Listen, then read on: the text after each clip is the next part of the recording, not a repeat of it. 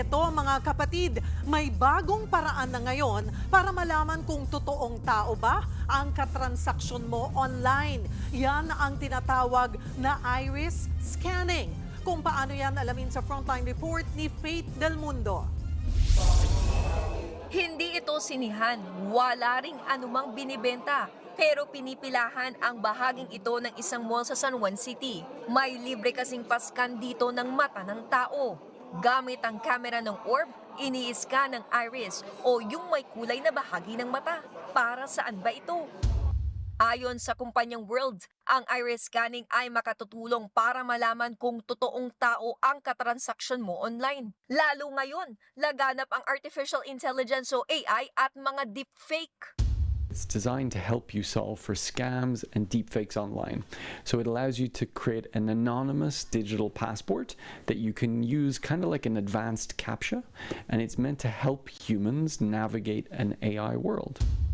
Alam niyo ba, isa sa mga nagtatag ng iris scanning ay CEO ng kumpanya ng OpenAI na may likha rin ng ChatGPT na si Sam Altman. Pero teka, safe ba yan? Ayon sa kumpanya, wala silang kinukuhang biometrics at impormasyon mula sa taong magpapaskan. Hindi rin daw nila ini-store ang larawan ng nakunang iris. Kung gayon, paano ba magpa-iris scan?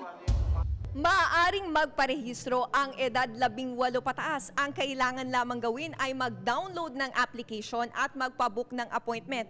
At saka pumunta sa site. At matapos nga yan, magkakaroon ng maiksing orientation at saka maaari ka na magpa-verify at ipascan ang iyong iris sa tinatawag na orb o yung camera. May matatanggap daw na 39 tokens cryptocurrency ang magpapaska na convertible sa cash gamit ang digital wallet. Approve naman kaya sa ating mga kapatid?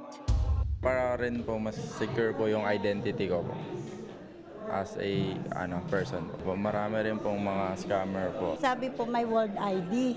Excited naman din ako sa World ID. Kung magpunta ka sa ibang bansa, safety raw. Magkakaroon ng bawa, hindi ka ma-scam, ganun. Para din po maging safe, iwas ka sa scam na human po talaga yung kausap mo.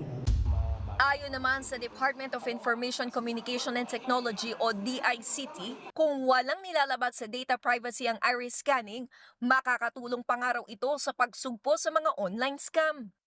Posible ho na gamitin ho natin to na to verify yung mga gumagamit ng mga iba't ibang mga government systems, nag-on-board sa mga government systems natin na tunay na tao itong mga to at hindi ito yung mga bots, hindi ito yung mga troll farms.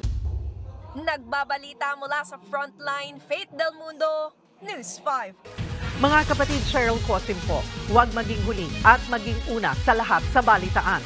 Para sa tuloy-tuloy na talakayang sa Frontline, mag-follow at mag-subscribe sa social media pages ng News 5.